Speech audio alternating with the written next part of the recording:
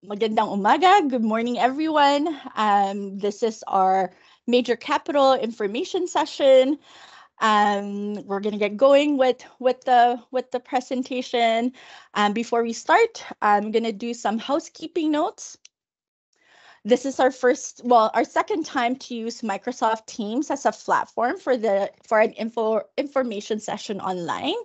So I just want to walk you through some interesting features for this platform. The first one is we have a captions feature. So on the top bar of your screen, you will see 3 dots. And what you can do is go to that section, scroll down, and then go to the language and speech section. And then you can turn on the live captions if that is useful for you for today. I want to introduce myself. My name is Nanette Banyas, and I am your presenter for today. I am the new grants manager. For the community impact team, and I'll walk you through the presentation today. Although we are not gathered in person today, I want to start us off in a good way. I would like to acknowledge that I'm speaking to you from Treaty 1 territory, the original lands of Anishinaabe, Cree, Oji-Cree, Dakota, Dene peoples, and the homeland of the Métis Nation.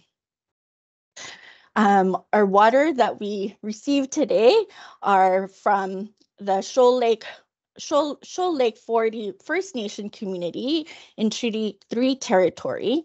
Our electricity supporting our info session today is beyond Treaty 1 territory, including Nelson River in Treaty 5 territory.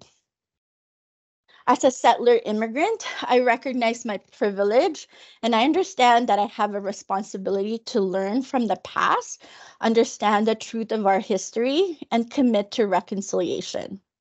As an act of reciprocity, I stand together as an ally for courage, resiliency, and positive change with our Indigenous community partners. I invite you to reflect on the land that supports you, your participation in this online space. I also want to share that I'm also joined today by other colleagues, Roxanne Tacky, who will be managing our question and answer portion at the end of the session, as well as Bertine Schmidt, who is our event lead, ensuring that things run smoothly today.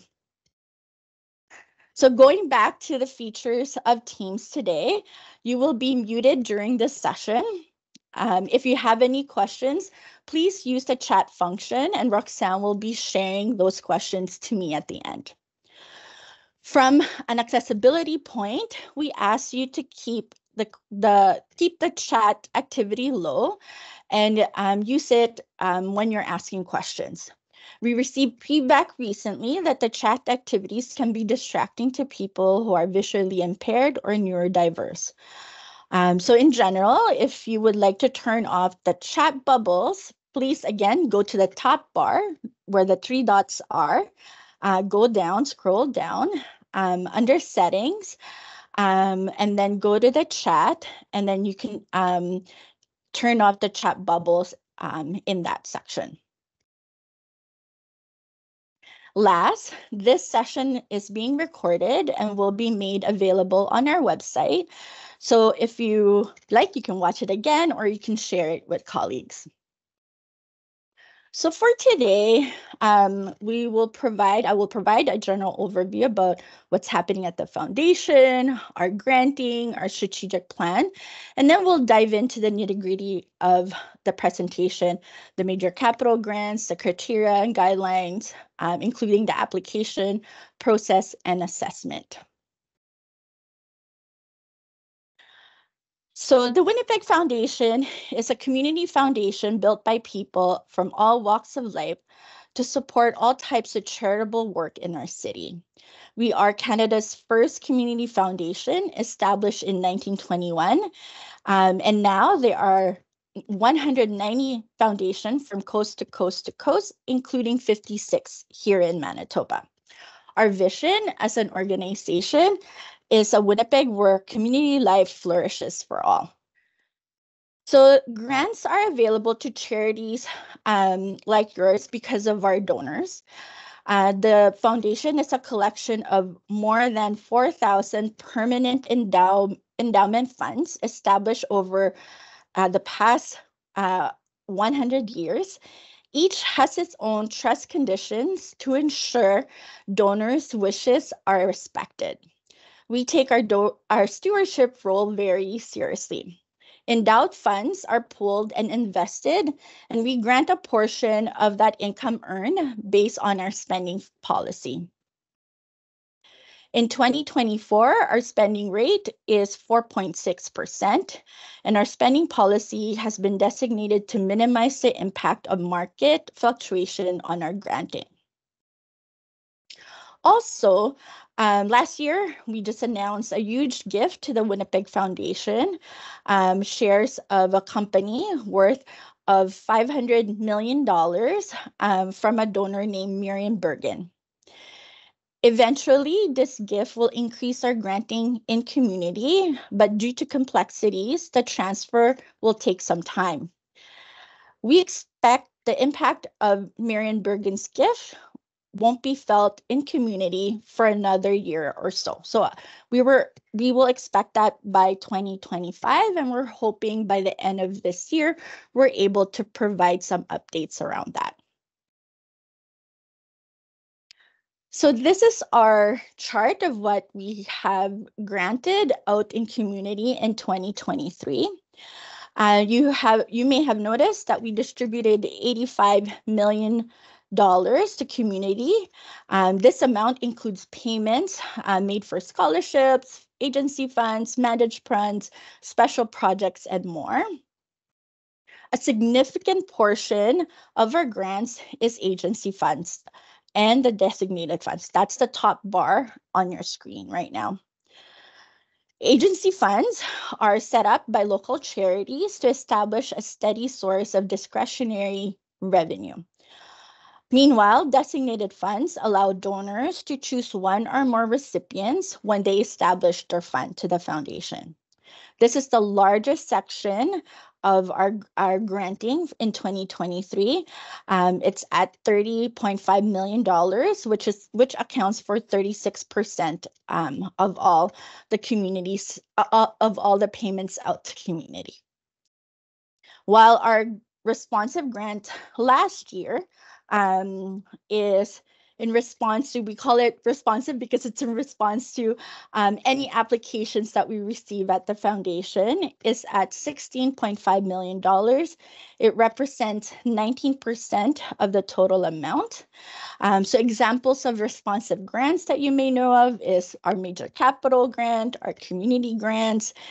So last year, including our camp and summer program and our nourishing potential grant.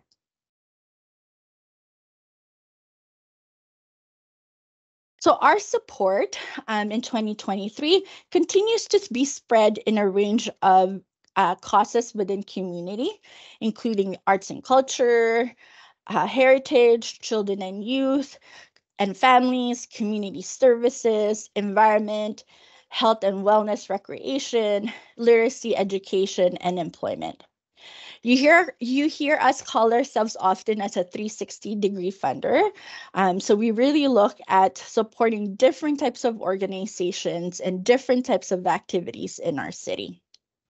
So last year, the Winnipeg Foundation unveiled a new strategic plan where we identified 4 pillars of our work: community impact, community generosity, community endowments, and community champion. I will discuss the community impact later in the presentation, but I want to provide some highlights of a few pillars that may interest you. So under community endowments, we have committed to exploring access to capital in support of community priorities. Some of you may have received some recent surveys that the foundation, as we seek to get better understanding of the sector's capital needs and various ways you hope to finance those capital projects. Meanwhile, under the champion pillar, we have identified a few key areas where we would like to increase our focus and have deeper impact. This includes three signature strategic priorities. The first is to improve the well-being of people living within a specific area of the city, which we are referring to as a community area for revitalization or care. So if you look at this geographical area, this is in and around the Thunderbird House. So it'll be around where Main Street Project is, Meegan Center, Siloam Mission, Salvation Army. So that's the general area of care. The second area is supporting children, youth, and families engaged in the Manitoba's child welfare system. Where we're focused on supporting families to reduce the number of children going into child welfare system and supporting better outcomes for youth aging out of the system. And the third is to increase the health of the charitable sector. So in our strategic plan, I want to share that we have underpinning values or lenses that we have. We are committed to fostering the values of diversity, equity, and inclusion within our organization and decision-making process. In addition, we are eager to learn from our community partners like yourself about how you are creating and evolving your DEI practices so we can work together and build a more inclusive and equitable future for all. Truth and reconciliation is also recognized as a complementary but distinct lens in our plan. Finally, climate change is one of the most urgent issues of our time, and the Foundation recognizes its connection to other important issues such as poverty alleviation, health, equity, human rights, and community well-being. How we move forward on these critical issues will provide key lenses which will view our work.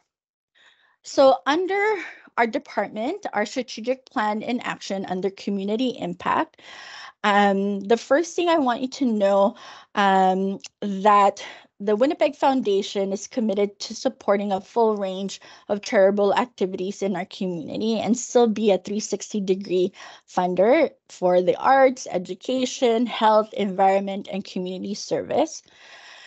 Through research and community engagement, we have identified crucial and pressing areas that require urgent attention. As a foundation, we are placed to answer the community's call to action by directing our resources towards creating a meaningful change. This will be evident in our champion pillar strategies, which I explained earlier, and as well as our community impact key strategies.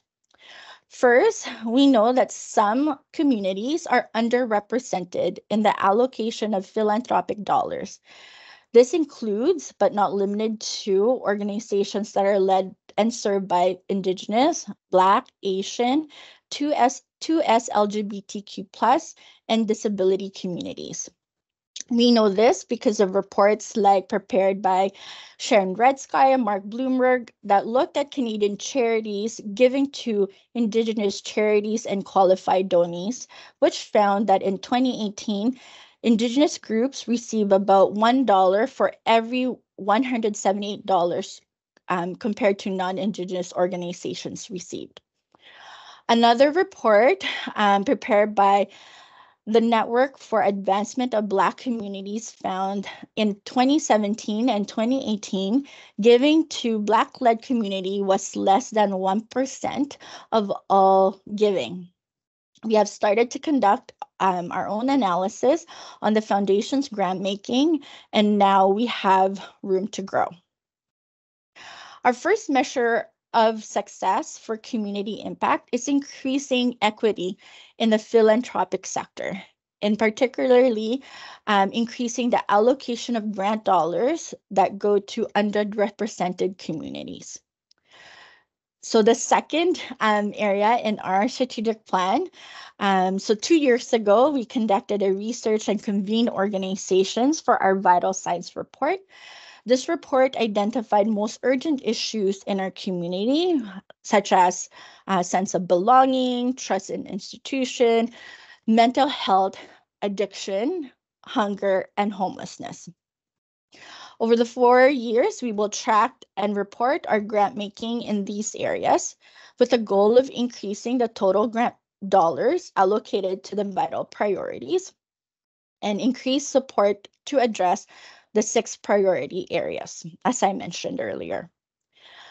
The third one, we know that speaking and listening to the needs of the charitable sector, it continues to grow, and the sector is continuing to be asked to do more with less. The last few years have been particularly challenging, but even before that, the sector has been stressed and stretched. The Winnipeg Foundation cannot solve everything with our grant making, and we must find other ways to support our community. Our third strategy is to increase support beyond grant dollars to the nonprofit sector. This could include capacity building support, for example, sharing technical expertise that we hold in areas like planned giving, exploring impact investments, and convening and collaborating. The community impact has begun the work of putting the strategic plan into action. And I will share some of the work that we've done today. So after launching our strategic plan last January, we continued to find ways to hear from community. We convened multiple organizations for conversations we called Share and Connect. Some of the ideas that we heard are the impacts of the pandemic and the ongoing challenges of organization, how organizations are interacting with government and experiences with government funding, the need for increased staff support, and how organizations see themselves with the vital priorities. And last, the desire for a professional network to advocate on behalf of the charitable sector. Our team has also been working on streamlining our grant calendar of intakes to reduce the administrative burden on organization. As an example, this year, we amalgamated our camp, summer, and nurturing potential into one grant program called Children and Youth. We are also exploring how we can offer longer and more flexible funding. And this year, we have announced that we're bringing back multi-year, this fall. So this work has resulted in some changes in our grant intake for 2024. And so I suggest to sign up for our e-news e-wire so you are more up to date in terms of what's happening here at the foundation. So for today, we are talking more about the Major Capital Grants Program. Just want to share that this is a special grants program. This means that you can apply for a community grant and a Major Capital grant in 1 year. This granting program is a 2-stage application, and all of our policies and guidelines are available online. Organizations can submit requests for capital projects $100,000 and greater. I want to note that this is our fastest growing and most competitive grants program at the foundation. So we define capital as diverse types of infrastructures, including renovations, new builds, and natural landscape. Typically for Major Capital, we have 2 types of projects. One, Major Capital projects where organization has undertaken a formal capital campaign. So an example would be, the Winnipeg Art Gallery or Bruce Oak Recovery Center. So typically where the goal is 1 million or greater. From time to time, we also see very large capital project requests where the total budget is several $100,000 and does not require a formal capital campaign. And so a lot of what I'm going to be speaking to you about today is applicable for capital campaign because one of the key things that the foundation is looking for is project readiness. So I want to share some of our recent statistics in our major capital grant program. So back in 2019, the top bar, we received 15 applications for stage 1 at $5.1 million at request. We were able to invite 10 into stage 2. And then we were able to approve 8 projects, 8 organizations at $1.75 million. Over the years since 2019, we've seen that number of stage 1 applicants to increase. So in 2021, there were 40 applications in stage 1 with a total request of $18 million. And then we were able to invite 22 in stage 2. And at the end, we were able to approve 20 organizations, 20 projects at $3.96 million. Last year, we received a record-breaking number of applications of 63.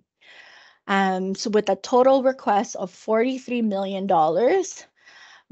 to which we were able to invite only 21 organizations in stage 2, with 18 organizations and projects approved at the end at $5.9 million. So I just wanted to share that as you can see with the amount requested, we are unable to keep up with the demand. So last year we were able to increase our budget a little bit with support from our donors. And so as a funding organization, we really value your time and effort you put in applying to us. And so when you see stats like these, where the likelihood of success last year from stage 1 to stage 2 is 30%, which is quite low for us, we just want to let organizations know that we want to be clearer in terms of our eligibility for the major capital grant. So this year, we have revised our policies and guidelines, and we are really looking at project readiness as a key factor in the analysis of all the applications. So in terms of our grants criteria, an organization must be a registered charity or a qualified donee. Next is that project must primarily benefit the people of Winnipeg. Most of our major capital grants are located in Winnipeg, and with some exemption, if I could provide an example, would be camp. So if your project is located outside of the city, you will need to demonstrate how it will benefit the people of Winnipeg. The next criteria is that applicants must either own the space or hold a long-term lease for at least 5 years at the time of grant approval. So let's say that you're in year 3 right now of your lease. We would like to know what's your plan after that year 3 and looking into that 5-year forecast of your space. So the next sets of grants criteria are only organizations that have a grant history with the Winnipeg Foundation have received and reported on at least one grant are eligible to apply. So for organizations who are new and have not received a grant at the foundation, the community grant program might be a better fit for you. community grant. I describe our community grant as our Swiss Army of a knife of granting program. It basically really flexible and can do many different things. And this is the community grants program. It's our stepping stone for new organizations to build your granting history at the foundation. And the next one is applicants must arrange a pre-consultation meeting prior to submitting the stage 1 application. So the pre-consult meeting will be with me, and we're starting to we're going to be starting to open up our pre-consultation meeting this Friday, March the 22nd, until Friday, April 26th. And last, project readiness, as explained earlier, is a key factor in our major capital grants criteria. So another grants criteria is that preference will be given to applications where more than 50% of the total project budget is confirmed. For projects with less than 50% of budget secured, preference will be given to communities that have not been benefited equitably from our grants and underfunded by the philanthropic sector. And as you can see, this is in line with our strategic priority in our community impact pillar. Next, organizations that have current outstanding major capital grant are not eligible to apply.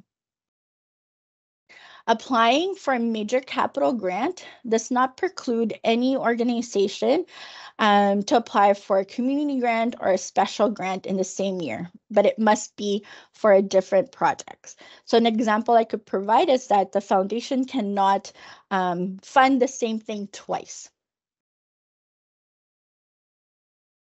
In terms of eligible cause, the foundation is a project funder, so the major capitals cover very specific purposes and projects. The most common cause are for equipment, supply, construction, and renovation and administration. Major capital will not cover any initial project costs or preliminary planning and development, so drawing or estimate. So if you are at this stage of your capital project, the community grant will be a better fit for you. Last, the grants do not cover related activities undertaken before the grants committee or board decision.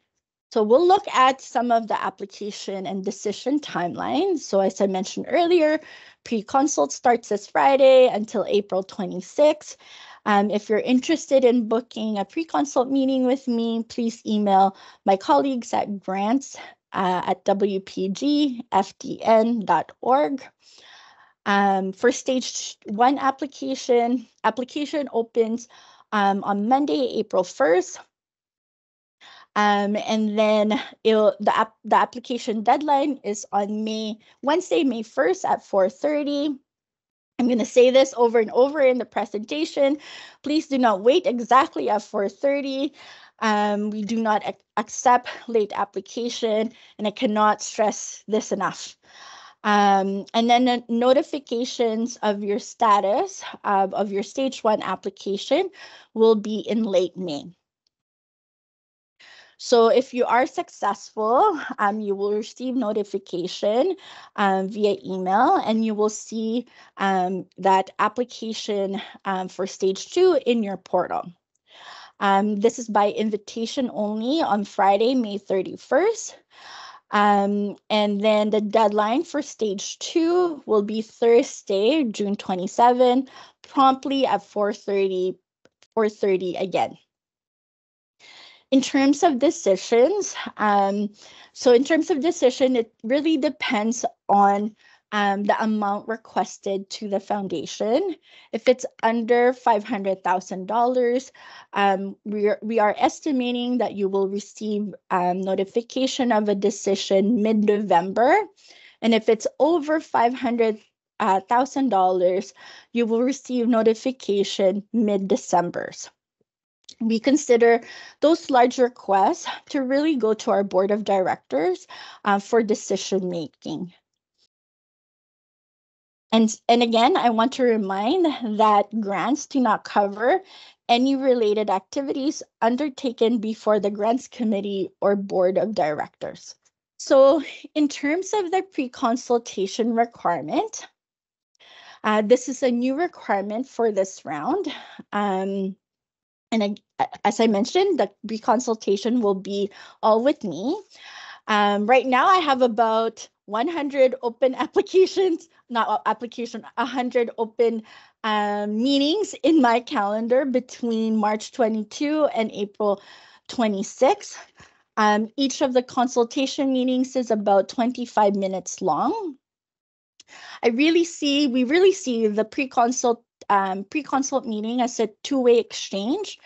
This is a time for us to connect so you can share your project idea and discuss, and we can discuss eligibility and project readiness. I'm also taking this opportunity as a new position in this role to meet as many organizations as I can and learn about the capital needs in our city. The platform that we're using for pre-consultation, it's called the Bookings app. I think it's similar when you're like booking an appointment with your hairstylist. I think it's a little bit the same.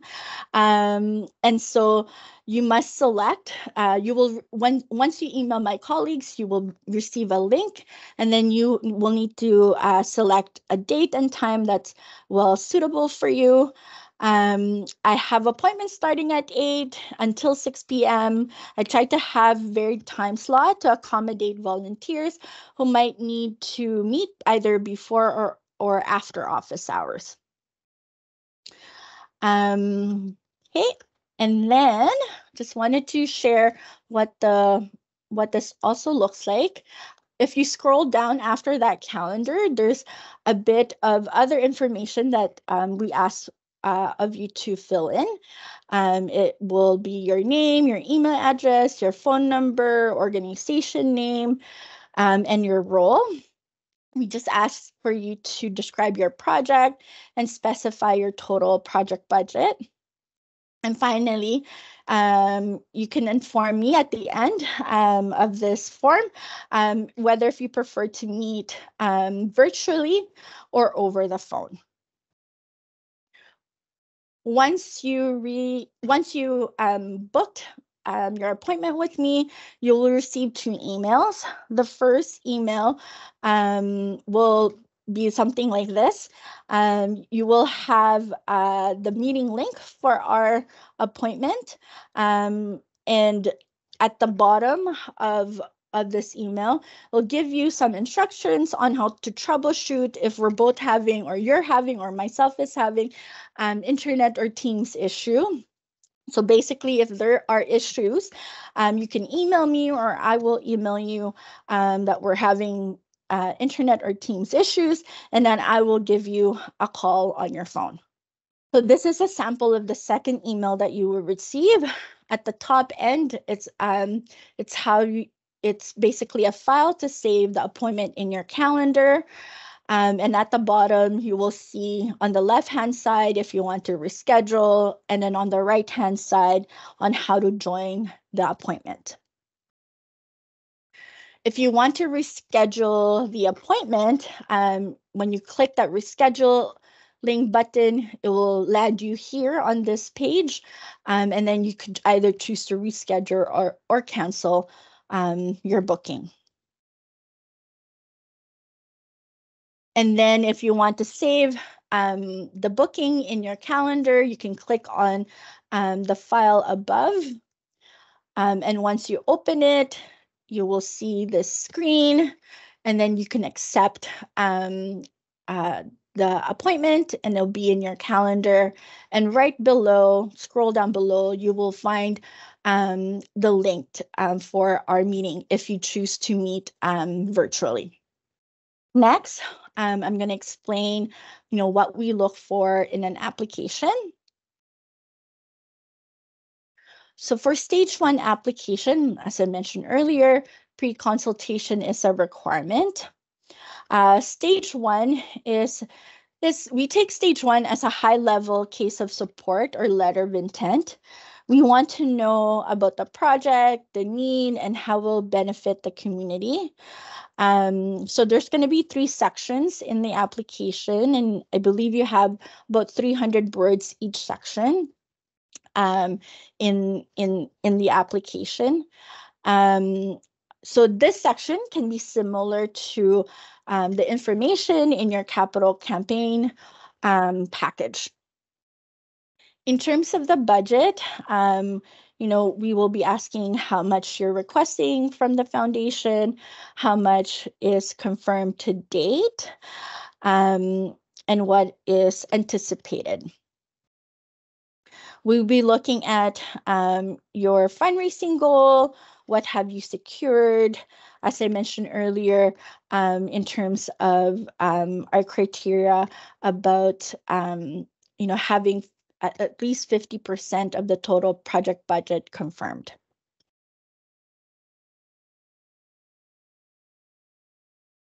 For stage one assessment criteria, part of our assessment, we will be zooming in the project and zooming out, looking at all the applications that we receive. So project readiness is going to be a key factor, as I mentioned earlier. The committee and the board are really looking at projects that can be activated right away in community. So project readiness includes planning. So as an organization, what have you planned? Who have you consulted with? And are you ready to embark on your capital campaign? And then in terms of budget, as I mentioned, we are looking at the total project budget confirmed. Grant history is another area. So an organization, as I mentioned earlier, must receive and reported on a grant. And if you have not received a grant at the Winnipeg Foundation, the community grant is a better fit for you. Part of that grant history was also looking at if there's no outstanding major capital project grant, and also that there's no other community grant that's outstanding. As I mentioned earlier, we cannot fund the same thing twice. In terms of the other assessment, we are looking at impact on the organization or community. Please paint a picture for us as to who and how this project benefit your community and your organization. We are also looking at, how what's the long-lasting effects of this project? Is this project a legacy project or a quick fix? We consider our major capital grant as our signature grant program. So if your project idea is, a quick fix, then the community grant might be a better option for you. As part of zooming out and being a 360-degree funder, we look at the other applications that we received for this round. So the number of applications we will need to consider as we move from stage 1 to stage 2 based on our budget. At this point, we do not know our budget yet, since this grant program typically falls in the beginning of our fiscal year, but I could provide a bit of an estimate of between $3 to $4 million with potential additional support from donors. And then last, we're going to be looking at support across the sector, the types of organizations that are applying for this round. If your application is not successful, I'm here to provide feedback to you and offer insights on how to improve your application. And I'm also able to direct you to other granting programs that your project is better aligned with. In terms of stage 2 application, we are looking at a more detailed project description, including evidence of need. If you're embarking on a capital campaign, we will need information on about the campaign, like who's your committee, what are your fundraising goal, timelines, and and including your campaign materials. We will also be looking for how will your organization support ongoing operational costs for the building or for the project. Our stage 2 application is a little bit similar to our community grant application. So to those who are familiar, some of the questions you will find on the application are on implementation, needs, and outcome. And then there's also another budget section. And then for this stage, we ask for more detailed budget, including quotes and other documents. For stage 2 assessment criteria, we're really looking at how your organization is prepared for this project. How ready are you as an organization? Have you completed all the planning and drawings and quotes? In terms of skills and expertise, do you have the proper team in place to help you move this project forward? Have you also consulted with your stakeholders, attendees, or participants about the space? Building on project readiness, we will need a little bit more information about the project. So we'll look at your implementation plan, your timeline, and then the outcome, which is how the program space will be used. As I mentioned earlier, diversity and equity and inclusion is our foundation in our strategic plan. So starting this year, we've added a question on diversity, equity, and inclusion. In the application, you will need to describe your organization's commitment to diversity, equity, and inclusion. This may include information about your governance, human resource policies, activities, and overall strategy. The other areas that we also look at is accessibility and any environmental impact of the project. So the types of materials you're using, is the building net zero, as examples. In terms of budget, we will be assessing if the project request is realistic.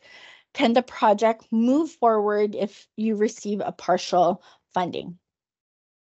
We will also need to know the confirmed funding to date. And so just a tip for everyone who moves into stage 2, we understand that the budget may change from the time you apply to the foundation throughout the course of the review. So please keep us up to date if there are any changes with the project budget. This is great information for our Community Impact Committee and our board as well.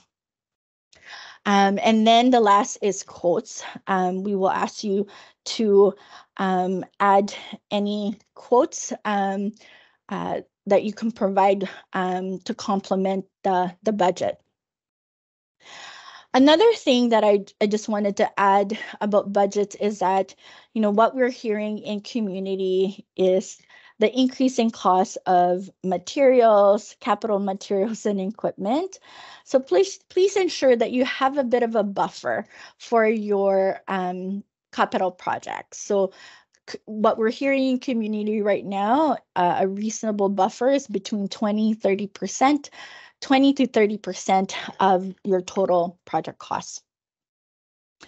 So other documents that you could provide is letters of support from community partners. So an example of a great letter of support from a community partner who will be using or accessing the space. You could also submit drawings like architect drawings, structural or constructions. And then any capital campaign materials that you have. So I just want to let people know that once we receive the stage 2 applications, that we divide those projects to our program officers here at the foundations. And then my colleagues might reach out to you to ask follow-up questions about the application. In some cases, they might do a site visit.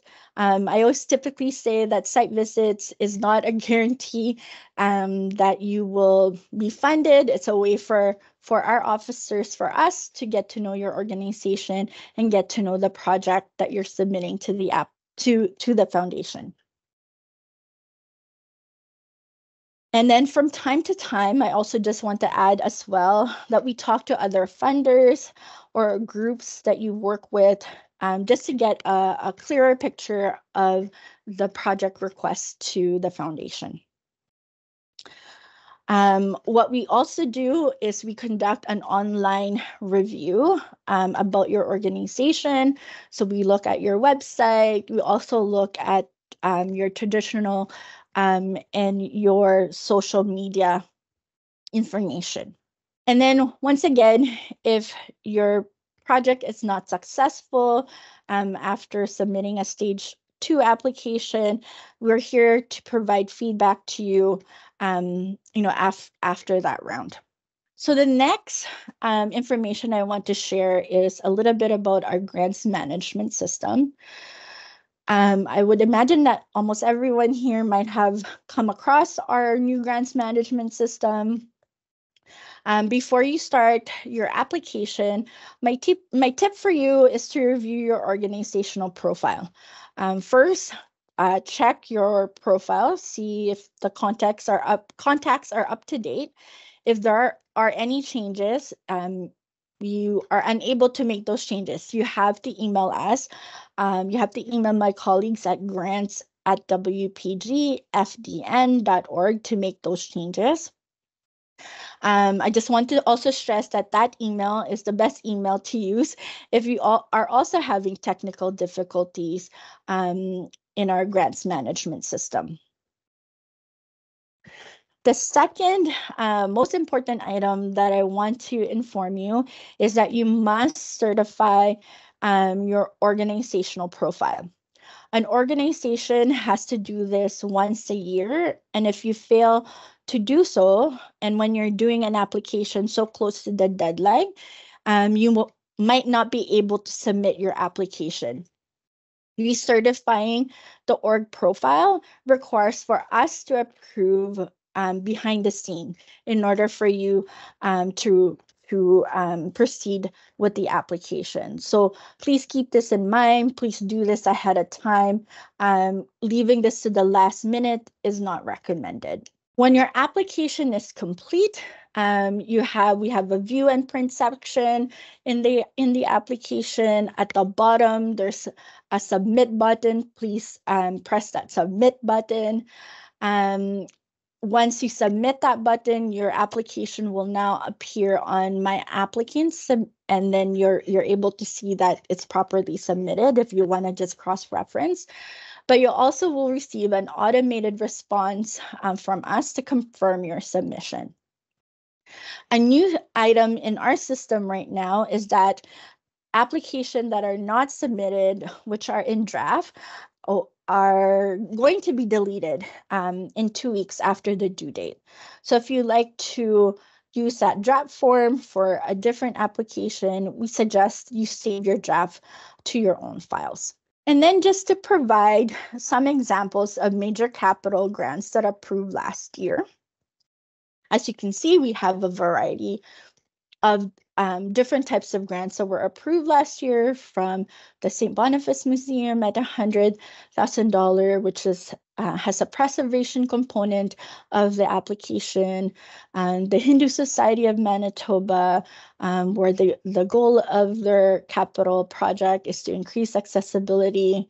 We also have the North End Women's Center with their goal of expanding their space. And then we have the Main Street project for the renovations and upgrades. I encourage you to visit our website for a list of recent grants in major capitals, so you have a sense of what we have done in the past. So just a couple of general tips. Many organizations have told us that they prepare their application in a Word document first. This allows them to craft their responses and then cut and paste into the application. I think it's a good idea in case that you get interrupted while completing your application, and you're unable to save, or your computer is prone to glitches. We also suggest to ask someone to proofread your proposal. So just a couple of notes about requirements and deadlines. One more time, pre-consult is a requirement for this round. If there's a technical issue when we're doing pre-consultation, you, the organization, or I, if I'm having problems, will email each other about any glitch that's happening in our system, and then I will give you a call for our meeting. We ask that you review and certify your organizational profile ahead of time. You do that. Please do that first before you're starting your application, just to get it out of the way. The application portal closes at 4:30, and any in-progress applications can't be submitted after the portal closes. So I just wanted to share that it might take a few minutes for an application to be submitted, depending on the age of your computer. It might take some time.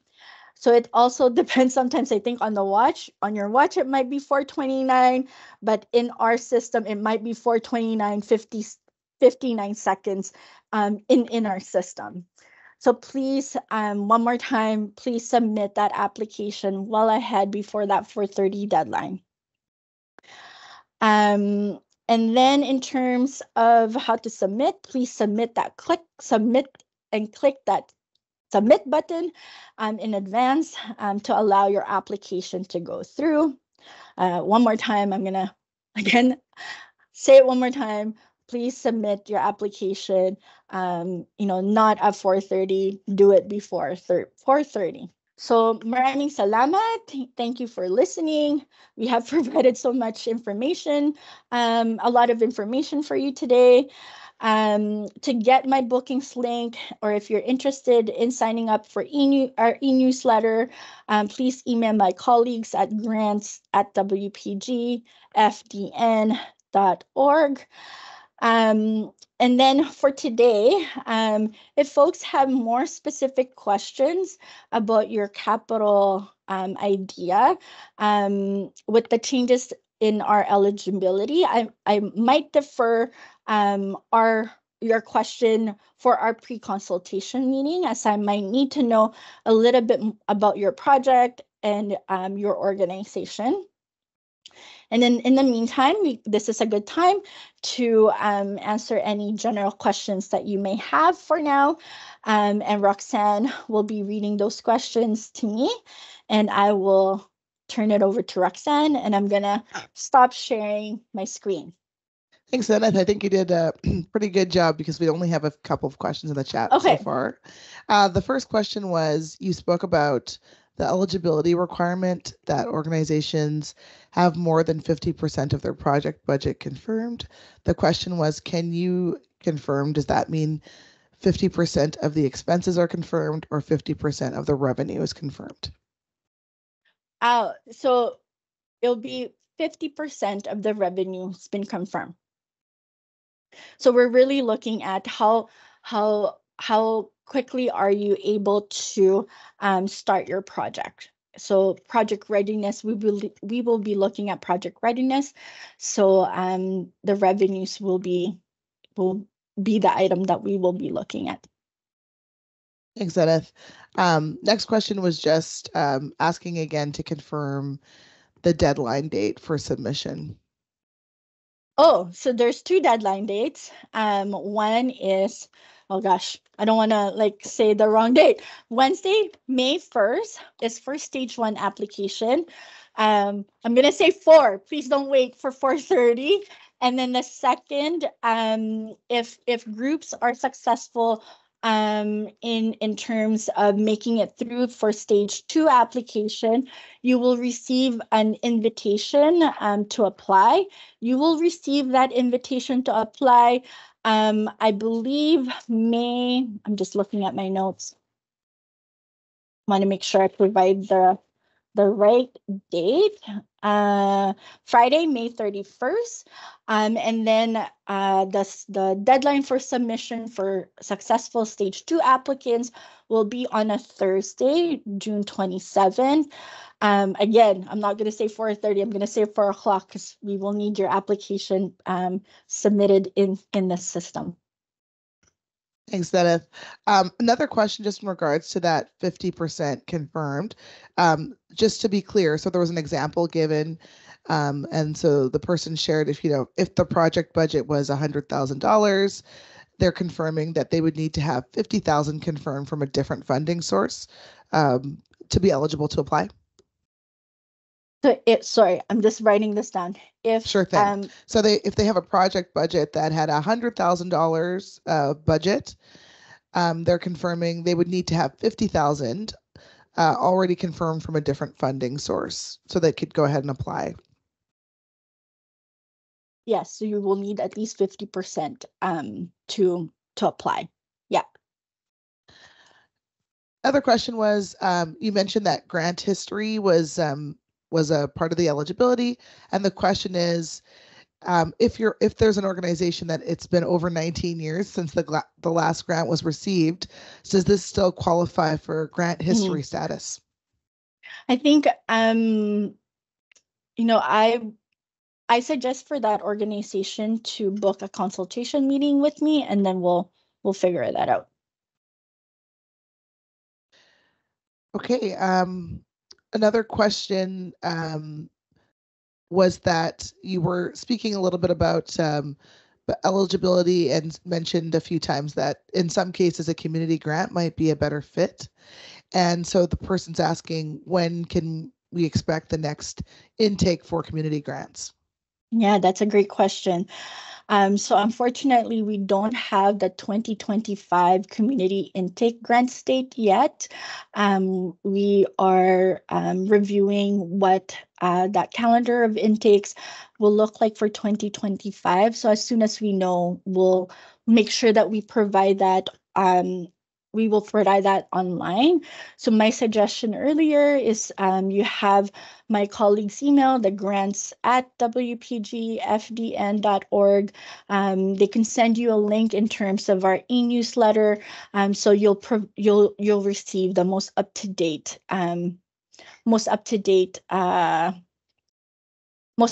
information about our upcoming intakes. Okay, so Neneth, that is all the questions in the chat. So looks like otherwise you did a great job sharing the information.